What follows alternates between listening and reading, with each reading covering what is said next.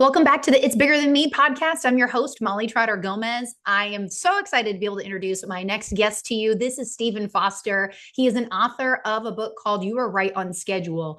And before we clicked record, digging into a little bit more of what this book has, it's literally right on schedule for you to be listening to this right now. No pun intended. Seriously, there are so many great mantras and messages inside of this book. And when I came across Stephen online, I just was captivated of, sir, we need to have a conversation. And I think I need to have you on my podcast. So we jumped on a get to know you call and it just clicked right away. And as you know, I bring guests to you that really just have so much value and they know that their mission in life is so much bigger than them. And Stephen definitely exudes that. So, Stephen, welcome to the show. And I would love for you to just introduce yourself a little bit more of who you are so people can get to know you before we dive in. Well, thank you so much for having me, Molly. It's definitely a pleasure to be on and just share in this amazing journey which you're already doing. So thank you for creating this wonderful platform that wonderful people can just share what they do. So great job in that. So just a little bit about me. So as stated, my name is Stephen Foster. I wrestled for a while on what to call myself or how to introduce myself, even whenever I'm speaking. But then it was just one day that it clicked with me. It says, hey, I am a coach to coaches. I am a leader to leader, a pastor to pastor, but ultimately a pastor to entrepreneurs. And so that's what I do. I help people take their next step and make their next step their best step. And so I'm excited for what I do and just excited to see people moving forward in life. I love that. I've heard of coaches coaching coaches and leaders leading leaders, but I love the fact that you're like, I get to pastor entrepreneurs because they need that too. And really being able to help them get rooted in the biblical principles that can help you be a successful entrepreneur doing it God's way. I love that. I may have to steal that from you because that's really good. But don't worry, I'll credit it back. Stephen, as we're diving in today, there is literally so much that we can talk about. And I know we're going to give people a good fire hose, a good douse of just some really great, just good storytelling and good information here today. I want to highlight your book, Right? You Are Right on Time. So many people might be hearing that being like, well, I don't know if I am. And I know obviously you wrote a book about it and pastoring entrepreneurs and just with your background and past, I would love for you to kind of build into why did you write this book and what is it about to be that message for those that maybe don't feel like they're right on time. Yeah, so it all stemmed from about 2018. So in 2018, I was pastoring a church. I was traveling and speaking, and I was married, and I thought life couldn't get too much better. But that's always hypothetical because if most successful people will be honest when they're successful, they're always trying to figure out how to be more successful, right? It's just the nature of the beast. And that was kind of sort of where on one side I felt like things were great, but at the same time figuring out how could I make it 10 times greater. And so in 2018, me pushing all the barriers, and that's a story within itself, trying to push barriers. I actually found myself in a place where all of those things in a 6-month time frame for me was taken away. And so I seen the church close down. I seen a marriage crumble. I seen a book deal that at that time I thought was going to gross easily 6 or 7 figures, all taken away in a matter of a few months. And during that time, like I found myself in a really, really dark place. And during that dark place, it was just kind of like during one day in my prayer time and just meditation, and I heard this message, you're right on schedule.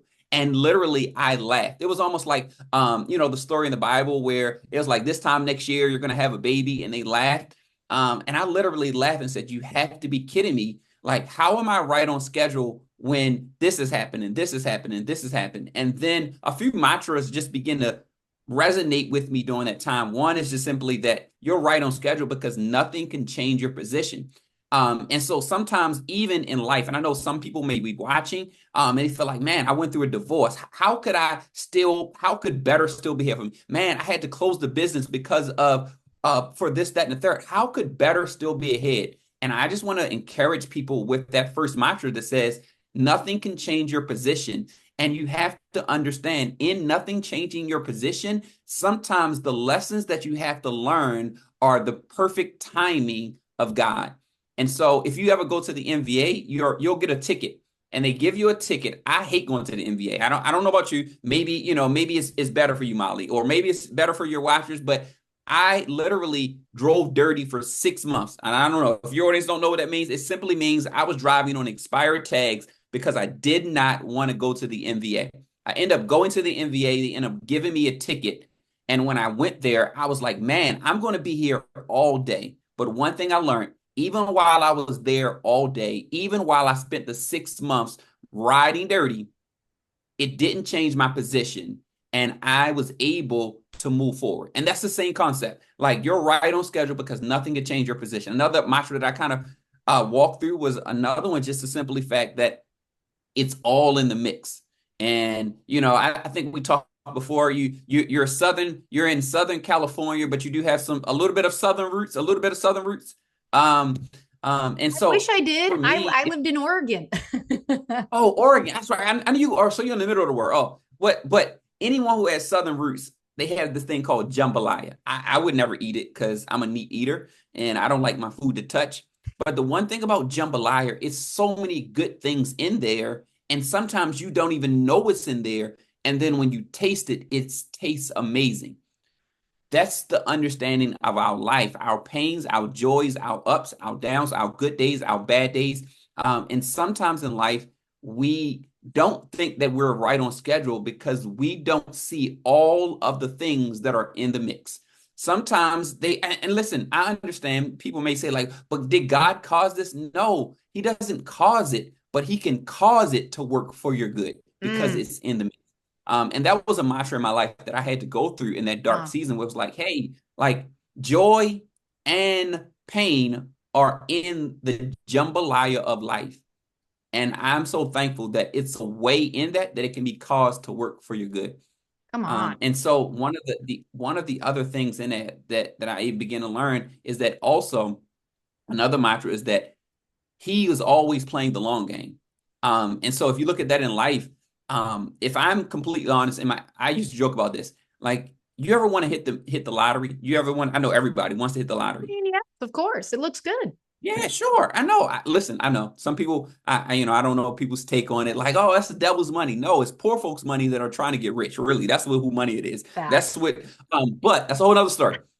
But I know for me, I couldn't hit the lottery because hitting the lottery will only amplify areas of my life that I am not able to handle it. And it's a story that they talk about in the Bible where it talks about the prodigal son, where he got what was due to him before the time. And Mm-hmm. so, knowing that you're right on schedule, sometimes you can't get the thing that you were hoping for because God had to play the long game with you. He knew the character, he knew the timing, he knew what refining it was going to take.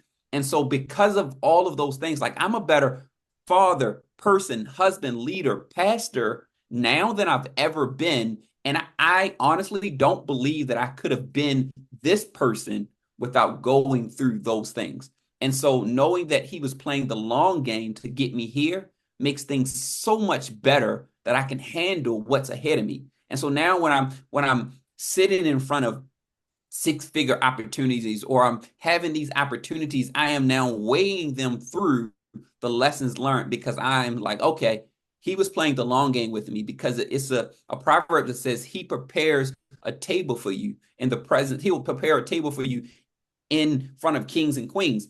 And with that being said, like, you don't want to get to a table and not be prepared. So he's preparing a table, but will Yes. you be prepared to sit at the table? Come And so on. that's all about playing the long game. I And want to then jump the, in the here real last mantra quick. is I one want to jump in here real that quick, Stephen. really You are, culminates all of that is that when you understand these mantras and that you're right on schedule, you can look at a messy situation and turn it into a message.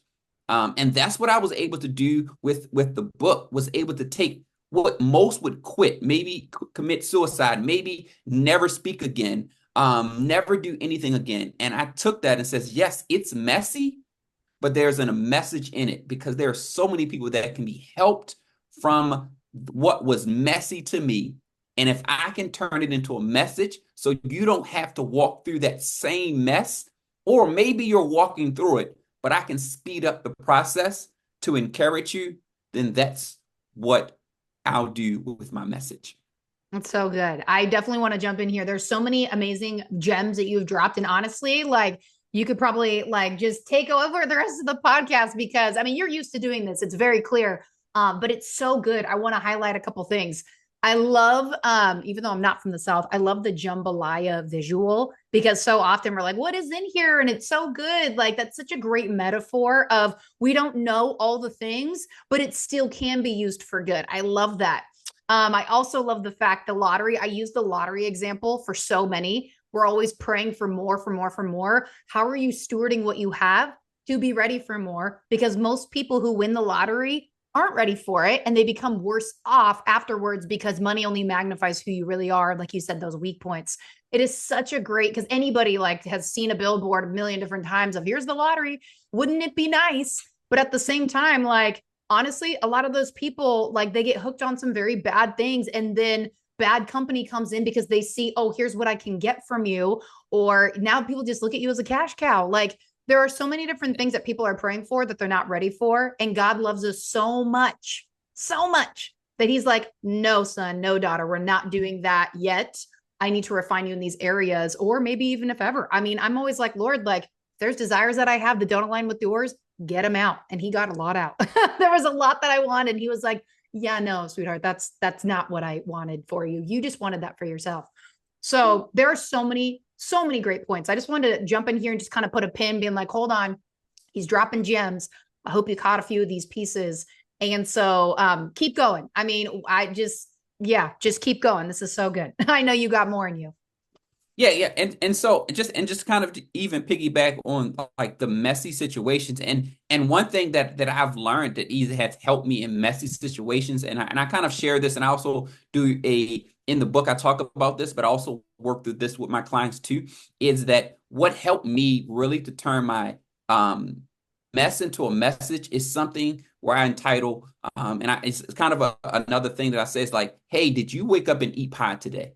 Did you eat pies today? And it's funny where it's like I actually want to shoot a video where I literally wake up every day and all day long I eat pie. But it's really some words that are connected to it. And it's simply how do you turn your mess into a message and eat pie every day? Is that every single day now that I'm taking that mess in terms of messages, I'm saying that I want to first be physically better than I was yesterday. Number two, how am I intellectually better than I was yesterday? Number three, how am I emotionally better today than I was yesterday? And then fourth, how am I spiritually better today than I was yesterday? And so if you're going to take that mess and turn it into a message, you have to wake up every single day with the mindset, I'm eating pies today. I love that. I know you might can't do it in the natural. You might can't do it in the natural, but mentally you got to wake up and says, every single day I want to eat pies because I want to be physically, intellectually, emotionally, and spiritually better today than I was yesterday. And when you can show up like that, like then you can show up and walk in the calling that God has for you. I love that. I mean, permission to eat pie, but I hope you hear what he's saying. I really hope you're hearing what he's saying. Oh my gosh. Stephen, this has been so good. I'm so excited for people to be able to check out your book. You'll get that information, the link in the show notes. You are right on schedule. Believe it or not, he has some amazing things in there just to really show you what God is doing, even though you may not be necessarily focusing on those other things because sometimes our, again, desires, pain, wants get in the way. So this is so good. As we wrap this up, and definitely go get the book, go check it out, like absorb it all in. It is so good. Is there anything else you'd love to leave us with here, Stephen, just to really be able to kind of solidify just what people are hearing, what you're saying here today, to let them know where they're at in the journey, that they're right on time, they're right on schedule? Yeah, and I would just share this as we're wrapping up. Like, it's a saying, you're right on schedule, but it is also such peace because so many of us live in a world of right now and fast pace. And the right on schedule helped me to also understand is that you do not have to live in someone's chapter 20 when you're just on chapter 1. Come on. And that's the biggest thing about you're right on schedule, because you're right on schedule for the chapter that you're in. You're right on schedule for the season that you're in. You're right on schedule. And yes, I know it may not feel good, and you may be in a weird chapter of your life, but don't look at someone's, and this is also the funny thing about chapters. I think also, do you remember back in the day, and this might date me my age a little bit, like we didn't used to read books. Now we have AI that does it for us. But we used to read something cliff notes, and you never had to read the whole chapter. And so you would just look at the cliff notes, and it would be all you need to do your book report. And I Yes. think Spark notes. Yes.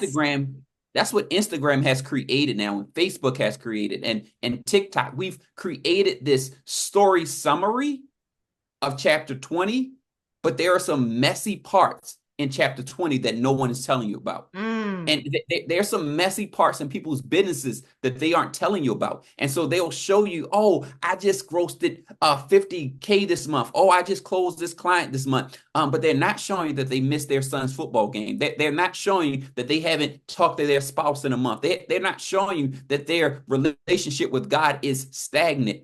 And so they're showing you the cliff notes. And so when you understand that you're right on schedule, be comfortable with the season and the chapter that you are in, because he's doing something in you so he can get something out of you, because you are right on schedule.